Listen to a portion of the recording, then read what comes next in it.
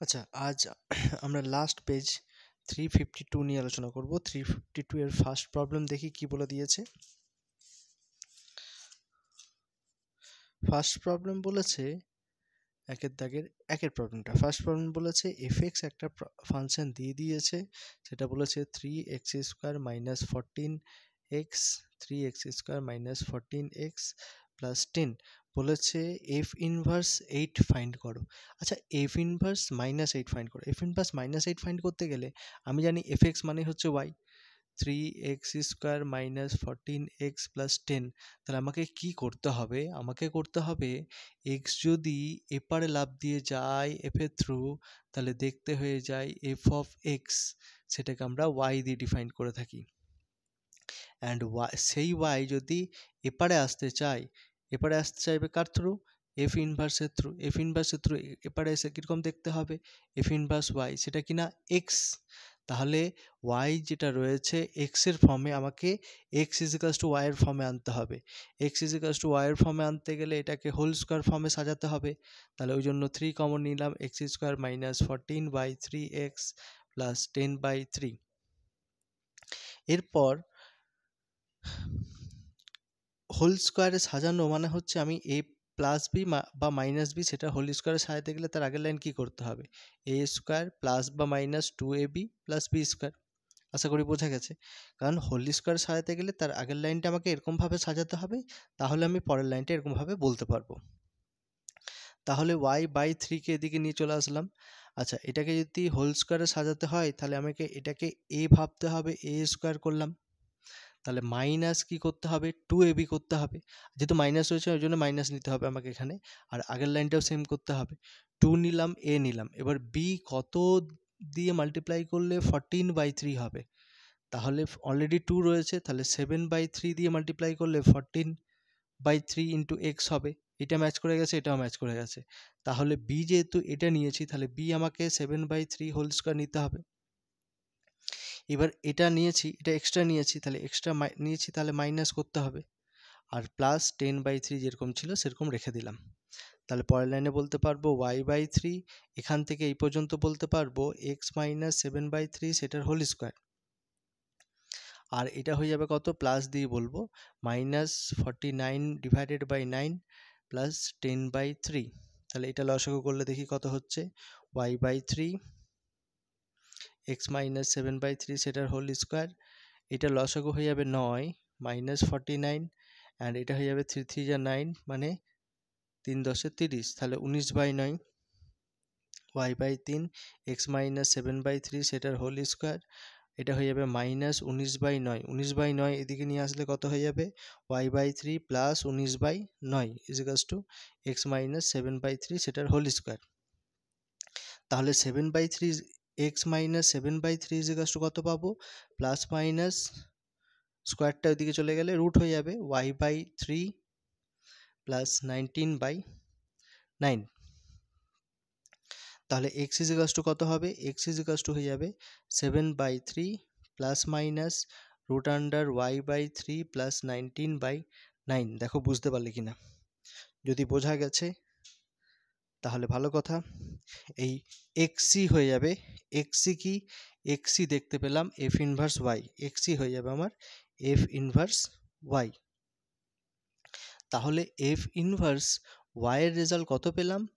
f inverse y এর result পেলাম এই যে 7/3 plus minus root under y/3 plus 19/9। এবার কি করব? এবার y এর ভ্যালু কত বসাতে বলেছে? -8। -8 পুট করে দিলে কত হয়ে যাবে দেখি? Plus minus root under -8/3 plus 19/9। তাহলে দেখতে পাচ্ছি 7/3 প্লাস মাইনাস রুট আন্ডার লসাগু হয়ে যাবে 9, 3 3 9 মানে 3 8 24 প্লাস 19, তাহলে হয়ে যাচ্ছে কত? 7/3 plus minus root under -5/9। Minus হয়ে যাওয়া মানে কমপ্লেক্স নাম্বার হয়ে যাবে। 7/3 প্লাস মাইনাস রুট 5/3 i হয়ে গেল, যেটা কিনা does not belongs to real number. ফাংশনটা কিসে ছিল? রিয়েল টু রিয়েল ছিল আশা করি, হ্যাঁ। তাহলে সি অ্যান্সার হয়ে যাবে 5। অ্যান্সার হয়ে যাবে কি? সি। যেহেতু এফ ইনভার্স এই এফ ইনভার্স -8 এর রেজাল্ট হয়ে যাবে ফাই। কোনোটি অ্যান্সার আসছে না, কোনোটি নয় হবে না, অ্যান্সার ফাই হবে।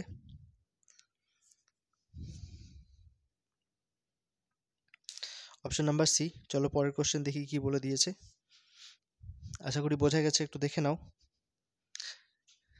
না বুঝতে পারলে একটু ব্যাকওয়ার্ড করে নেবে।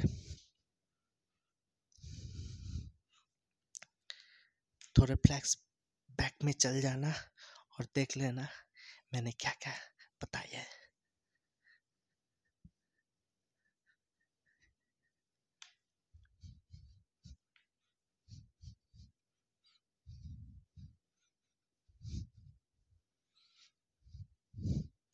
দেখো পরের প্রবলেম কি বলেছে। প্রবলেম নাম্বার 2 বলেছে যে cos ইনভার্স -1/2 -1/2 cos কি করে মাইনাস বাইরে বের করে দেয় না, বলে যে পাই মাইনাস cos ইনভার্স 1/2 হয়ে যাবে। তাহলে 1/2 আমাকে ইনভার্সে ভাবতে হয় cos কততে হাফ হয়ে যায়, cos কত ডিগ্রিতে হাফ হয়ে যাবে, cos 30 ডিগ্রিতে হাফ হয়ে যাবে। তাহলে অ্যান্সার হয়ে যাবে কত, 2π/3। অ্যান্সার হয়ে যাবে 2π/3, অপশন নাম্বার বি। পরের প্রবলেম দেখো, প্রবলেম নাম্বার 3 কি বলে দিয়েছে। বলে দিয়েছে এ যদি 3/3 অর্ডারের ম্যাট্রিক্স থাকে, আচ্ছা এটা একটু ভুল দিয়েছে, ডিটারমিনেন্ট অফ 2a হবে, 2 বাইরে বেরোলে হয়ে যাবে, যেহেতু অর্ডারটা ছিল 3 তাহলে 3টে 2 বেরোবে বাইরে, ডিটারমিনেন্ট অফ a মানে 8, ডিটারমিনেন্ট অফ a অ্যান্সার হয়ে যাবে option number C. Problem number 4 কি বলেছে দেখো, প্রবলেম নাম্বার 4 বলেছে fx is equals to 1/sin x minus cos x। তাহলে এই অপেক্ষকটি অসন্তত হবে কখন, যখন sin x minus cos x is equals two 0 হয়ে যাবে, কারণ হরে 0 হয়ে গেলেই অসঙ্গত হয়ে যাবে, আর অসঙ্গত হলেই অপেক্ষকটা অসন্তত হয়ে যাবে। তাহলে sin x is equals to cos x, cos divided করলে sin x by cos x হয়ে যাবে tan x, tan x is equals to 1 মানে tan π/4, tan π/4 কত হয়ে যায় n pi plus π/4, n belongs to integer। Option number দেখি কত হবে, অপশন নাম্বার এই অ্যান্সার হয়ে যাবে। একটু দেখে নাও কি বলেছে।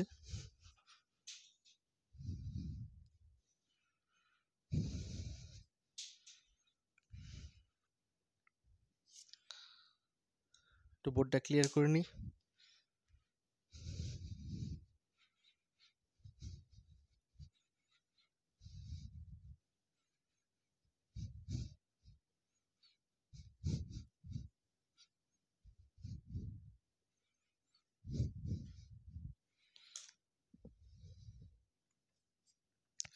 প্রবলেম নাম্বার 5 কি বলেছে দেখো, বলেছে 0 to π/2 sin to the power 2024x minus cos 2024x। अच्छा এটাকে आई लेट করে নি, তাহলে वही बाप वाला जो फॉर्मूला होता है वही इस्तेमाल करना है। बाप तो बाप होता है। देखी बाप वाला फॉर्मूला কি আছে, sin 2024 x এর পজিশনে পুট করব π/2 মাইনাস এক্স। যদি মনে নেই ফর্মুলাটা আমি আরেকবার মনে পড়ে দিচ্ছি, 0 to a fx dx, 0 to a f of a minus x dx। बाप तो बाप होता है। 2024 π/2 মাইনাস এক্স, আমি বলিনি এটা বললো, dx। তাহলে পরের লাইনে কি বলতে পারবো, sin 90 মাইনাস থিটা cos হয়ে যাবে 2024x and cos 90 minus theta sin হয়ে যাবে 2024x dx। নেক্সট লাইনে কি করলাম, এখান থেকে মাইনাস কমন নিলাম, যে মাইনাস ছিল সে প্লাস হয়ে যাবে, 2024x যে প্লাস ছিল সে মাইনাস হয়ে যাবে 2024x dx। তাহলে পরের লাইনে কি বলবো, মাইনাস আই, তাহলে আই এদিকে আসলে হয়ে যাবে 2i is equals to 0, then i is equals to 0। Option number A, option number A.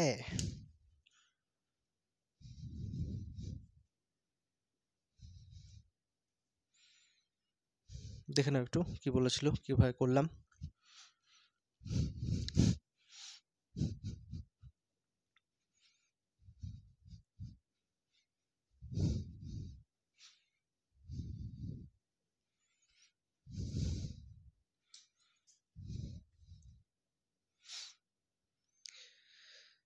পরের প্রবলেম বলেছে, প্রবলেম নাম্বার 6 কি বলেছে, বলেছে y ক্রম বিশিষ্ট একটা অবকল সমীকরণের সাধারণ সমাধানে স্বাধীন স্বেচ্ছা ধ্রুবক সংখ্যা x হলে, মানে আমি একটা উদাহরণ দিই তাহলে ক্লিয়ার হয়ে যাবে। y is equals to a e to the power x plus b e to the power minus x। স্বাধীন স্বেচ্ছা ধ্রুবক কথাটা মানে হচ্ছে এইগুলো স্বাধীন, তুমি a b এর ভ্যালু যে কোনো ধ্রুবক হতে পারে, 1 2 3 4 5 6 যাই হোক না কেন, 1 লাখ 2 লাখ, তাহলে এগুলো যদি স্বেচ্ছাসেবিক ধ্রুবক হয়ে থাকে আর ক্রম হচ্ছে, এটা বলে দিয়েছে এটা 0 ক্রম রয়েছে, তাহলে এটা বলে দিয়েছে ক্রমটা রয়েছে y, ক্রম হচ্ছে y, মানে এটা ধরো n থাক না কেন। এবার এখানে বলেছে যে কি হবে ক্রমের সংখ্যা, আচ্ছা যদি দুটো যদি সংখ্যা থাকে তাহলে দুবার দেখো, এটা যদি ডেরিভেটিভ করি dy বাই dx কত হয়ে যাবে, a e to the power x, e to the power x এর differentiation e to the power x, b e to the power minus x minus 1 হবে। আরেকবার ডেরিভেটিভ করলে কত হবে, a e to the power x, আর এটা minus মাইনাসে plus, এই minus ছিল আরেকটা মাইনাস আসবে, তাহলে মাইনাস মাইনাসে প্লাস হয়ে যাবে a e to the power x plus b e to the power minus x, তাহলে এই রেজাল্টটা y হয়ে যাবে। তাহলে দুটো যদি আমার ধ্রুবক থাকে তাহলে ক্রমটা 2 হয়ে যাবে, ক্রমটা 2 হয়ে যাবে। তাহলে এখানে যতগুলো স্বাধীন স্বেচ্ছা ধ্রুবকের সংখ্যা হবে ততই ক্রমের সংখ্যা হয় অ্যাকচুয়ালি। তাহলে x is equals to y, x ছিল ক্রম সংখ্যা আর এটা ছিল স্বাধীন স্বেচ্ছা ধ্রুবকের সংখ্যা, যতগুলো স্বাধীন স্বেচ্ছা ধ্রুবক হবে ক্রম সমীকরণের ক্রম ততই হবে, তাহলে অপশন নাম্বার হয়ে যাবে এ। পরের প্রবলেম দেখি কি বলেছে।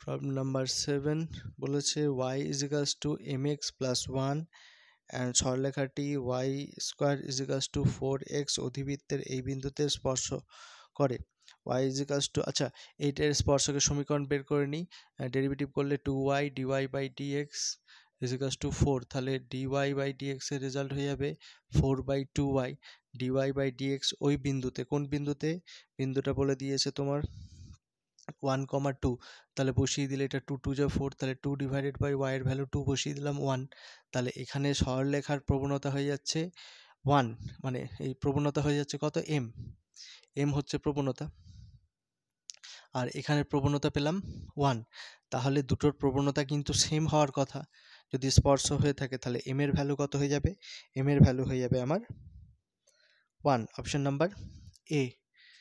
দেখো পরের কোশ্চেন দেখি, প্রবলেম নাম্বার 9 কি বলেছে, এই 9 প্রবলেমটা অনেকবার করেছি, ভেদমান হয়ে যায় কত, ভেদমানের রেজাল্ট হয়ে যাবে less than is equals to n/4, option number B. And problem number 10 কি বলেছে দেখে নিই, 10 বলেছে যে 2 times of probability of a is equals to probability of b is equals to 6/13, তাহলে 2 times of probability of a is equals to 6/13 হলে 2 cancel হয়ে গেলে 3, তাহলে probability of a এর রেজাল্ট হয়ে যাবে কত, 3/13, অ্যান্ড probability of b এর রেজাল্ট হয়ে যাবে 6/13। বলেছে probability of a condition, probability of b condition, a এর রেজাল্ট বলে দিয়েছে 1/3, তাহলে probability of a union b এর মান কত, আচ্ছা তাহলে এই কন্ডিশন থেকে আমি বলতে পারি probability of a intersection b নিচে হয়ে যায় probability of b, তাহলে এটা হয়ে যাবে 1/3, তাহলে probability of a intersection b এর রেজাল্ট হয়ে যাবে 1/3 ইন্টু probability of b, তাহলে 1/3 probability of b এর রেজাল্ট পেয়েছি 6/13, তাহলে 3 2, তাহলে হয়ে যাবে 2/13, ইন্টারসেকশন রেজাল্ট এটা পেয়ে গেছি, তাহলে probability of a union b এর রেজাল্ট হয়ে যাবে probability of a plus probability of b minus probability of a intersection b, probability of a result 3/13, b এর রেজাল্ট হচ্ছে 6/13, ইন্টারসেকশন রেজাল্ট হচ্ছে 2/13, তাহলে অ্যাড করলে দেখি কত হচ্ছে, অ্যাড করলে হচ্ছে লসাগু হচ্ছে 13, অ্যান্ড 6 আর 3 9 মাইনাস 2, 3 আর 6 9 -2 মানে 7/13, রেজাল্ট হয়ে যাবে 7/13। Option number A. দেখে নাও একটু। চলো পরের ক্লাসে দেখা হচ্ছে। আরে 10টা অঙ্ক হলো তো? হ্যাঁ চলো, टाटा फिर मिलेंगे चलते चलते। और का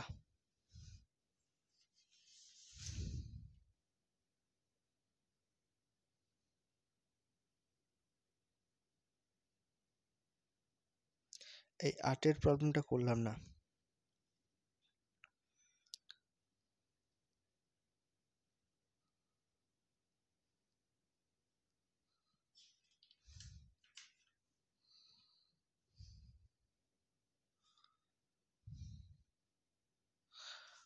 আটের প্রবলেমটা করা হয়নি। 8-এর প্রবলেমটা একটু দেখে নাও। এইটা পিডিএফে করানো নেই, এই প্রবলেমটা একটু দেখে নেবে।